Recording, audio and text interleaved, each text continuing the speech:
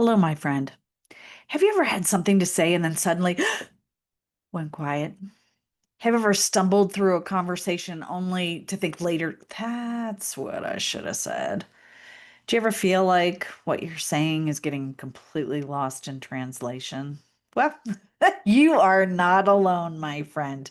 Get ready to level up your communication skills. My name is Kathy Riley. I'm your host and communication expert with over 25 years in litigation and then another 15 as an entrepreneur working with teams and corporations. And our goal here is to inspire you with tools, systems, techniques guaranteed to shift the way you connect with others. From mastering the art of a tough conversation to combating what I call the itty bitty shitty committee, we are going to start breaking those bad habits. And today, I'm curious, have you ever been in a conversation or received a text, an email, something that stirs the pot, that creates conflict, that you disagree, that your spidey tingling senses went, were you feeling a little frustrated? Like there's an energetic and emotional reaction to what's ever said. Have you ever done that? Oh my gosh. It's funny. In the last couple weeks, this has really been a topic of conversation. So whether it's professional, right? Whether you're at work, because you spend a lot of time with the people that you work with, or whether it's home, there will be times where people say things, they have opinions, thoughts, strategies that you're going to disagree with. And it's beautiful because disagreement means that life's not boring because it'd be boring otherwise. We're going to disagree with each other. But there are times where that disagreement stirs the pot and it stirs up emotion. So, how do you navigate that intellectually, respectfully, and to make progress, right? How do you do that? And this works at home too. This is a tool that I'm going to share as a framework called PACE. But it works at work, but it works at home. So, have you ever been one of those people that has a strategic plan for loading the dishwasher? I am definitely one of those people where, loading the dishwasher, there's certain ways to it. Every dishwasher is different. Everyone, there's places for things so that everything gets cleaned, right? There's a strategery involved. I truly believe that and I follow it. And it's funny because my sister and I are very much on the same pattern with that, but I don't live with people who are on the same pattern. So there's even if you've ever watched Ant-Man, I love Ant-Man. I think it's the second movie. It's the second. Paul Rudd is just awesome, and he's pretty darn cute too. But there's a scene where his roommate, who's also a convict, right? That they have this security company that they're building together, and Paul Rudd is on house arrest, and his buddy is out there, and so all this stuff is transpired, and now you've got the bad guys trying to find people, the main character, and so they give the convict, the roommate, truth serum. And there's a whole side thing about whether it's really truth serum or not, which is kind of funny. So if you haven't seen Ant-Man, go see it. But even there in that movie, so the roommate, so it's Paul Rudd's Ant-Man's roommate. He's got the truth serum in him, and he goes off on a tangent and he starts yelling at him about how he loads the dishwasher. Who puts plates on the top rack? He tells him. And it's really, really funny. I mean, the dishwasher is a thing. It is a thing. Either you have a strategery or you don't. But if you do, you're passionate about it. So I say this because I'm somebody that does, and my husband does not. And his thoughts on where things should go are very, very different than mine. And so we've been happily married, I might add, for 22 years. Been together for 24. I call him my Prince Charming because he is all that in a bag of chips. Honestly, I got so lucky when I found him. But we disagree. We vehemently disagree on how to load the dishwasher. And so for years, it got really, it was one of those arguments that it was like a silent argument, and it just kind of started creeping up. And at the end of the day, I had to take a beat and realize what are we arguing? It's a dishwasher. It's a dishwasher. So use this framework. I didn't know I was really using this framework, but now I can call it a framework because now I can actually put words to what I did. Now, background in psychology, neuroscience, and all of that, there's reasons why we do what we do. And when we become aware, when we know better, we do better. And I really started thinking about the whole dishwasher thing. And now I can, as I share this with you, utilized this framework that I'm about to share. And at the end of the day, I was able to realize that it is just dishes. It's just dishes. At least my man actually puts the dishes in the dishwasher, right? Sometimes we think these little things are more than what it is. We relate other arguments, other feelings to the current task at hand, and we infer, right? And we connect the dots where there is no dots. We're emotionally charged with something that's been happening, and the dishwasher is the dipping point. Now, we can say that in a variety of different areas, whether it's at work, right? It's an email you received, it's a text you received, whatever it is, something is going on that text, that email, that situation is then the tipping point where you're about ready to lose it, just ready to lose it.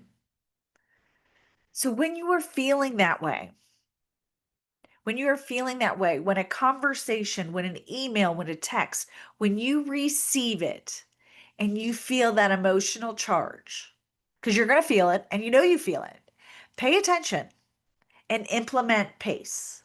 PACE. And that's pause, acknowledge, clarify, and engage. Okay, so P, pause.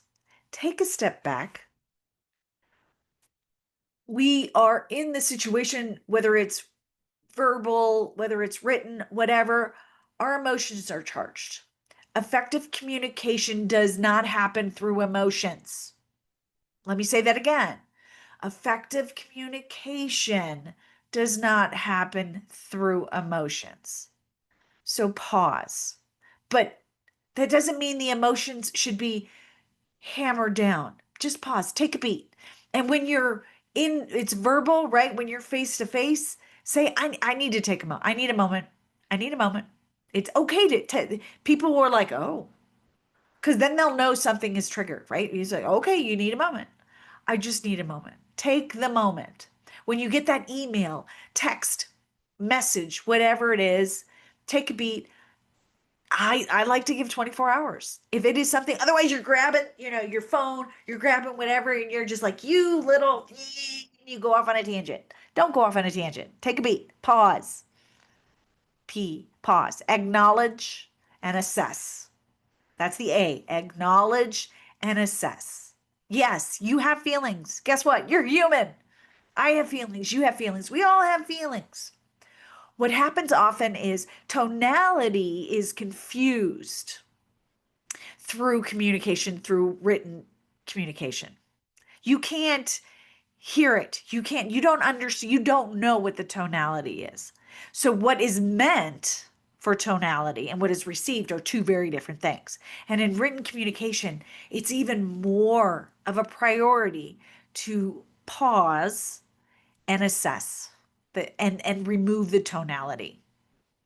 So pause, okay, acknowledge it. Yes, you're having feelings. Okay, but what are the feelings really about? Why am I having feelings over the dishwasher? The dishes are in the dishwasher. People went out of their way to put dishes in the dishwasher. Will the dishwasher actually get run and the dishes clean? Yeah, there's a better way to do it, but my way isn't always the right way. So is this such a big, my way isn't the only way, because everybody has a different thought process on it. So, okay, so assess. Okay, why are you feeling what you're feeling? So acknowledge that the fact that you're feeling something, do not ignore them, do not hide them, do not quash them. Because you quash them, and then next thing you know, it's building up until you explode. You don't want to explode. That's not the foundation for effective communication.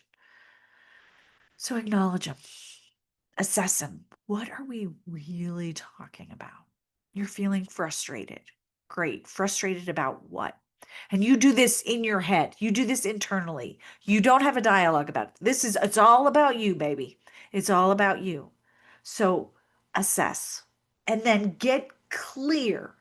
Look at the facts of the current situation, not what happened last week that really pissed you off.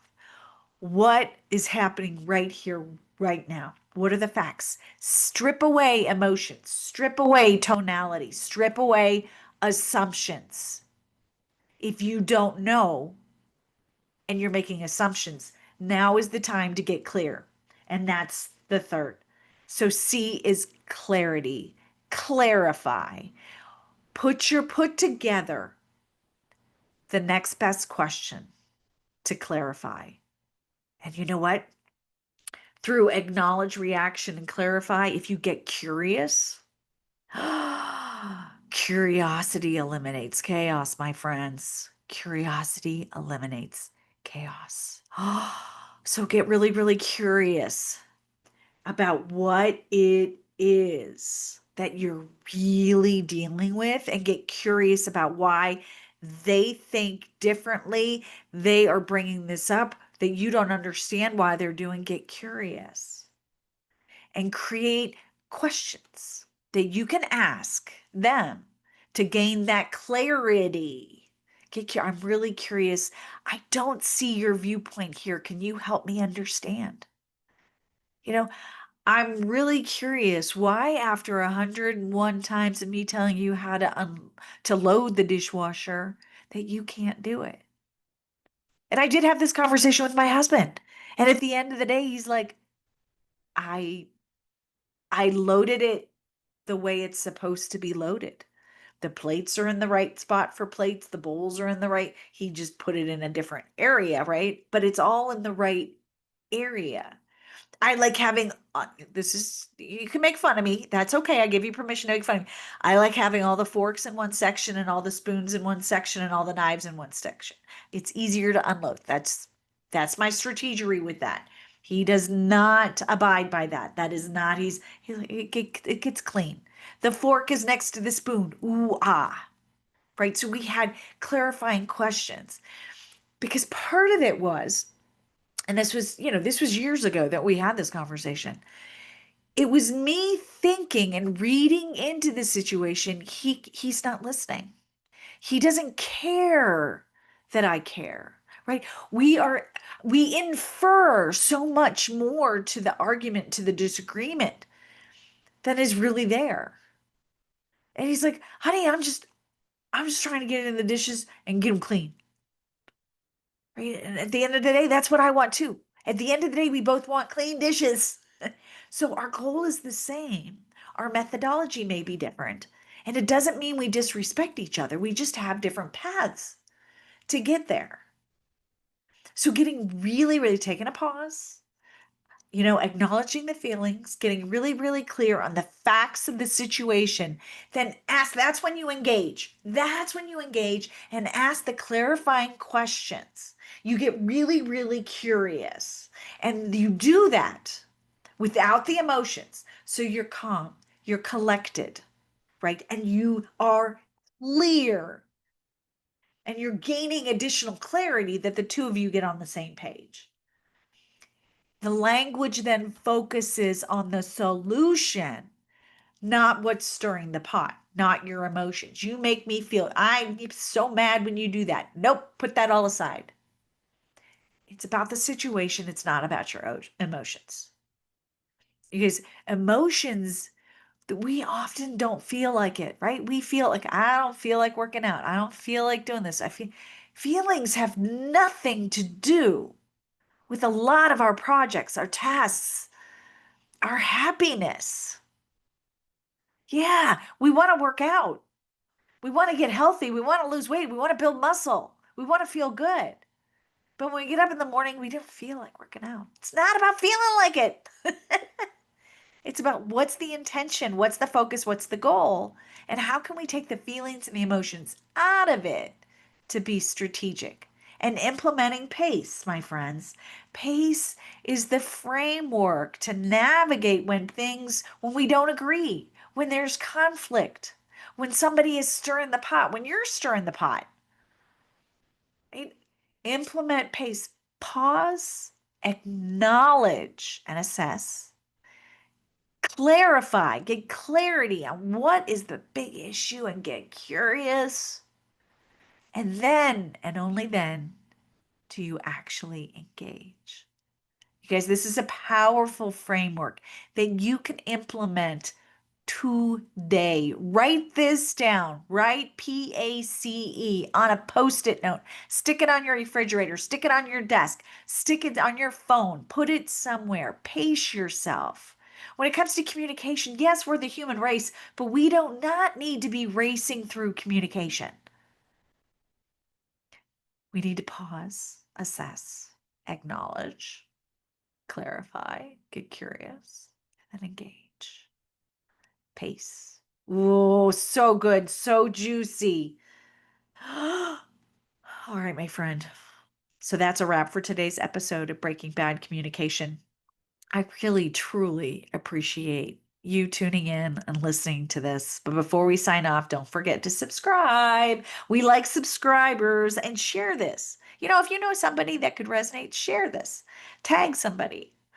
Know this, the quality of your life, my friend, honestly, the quality of your life is in direct relation to your ability to communicate. One has everything to do with the other. So the better you communicate, the more your life aligns with what you truly want. So go on, get out there.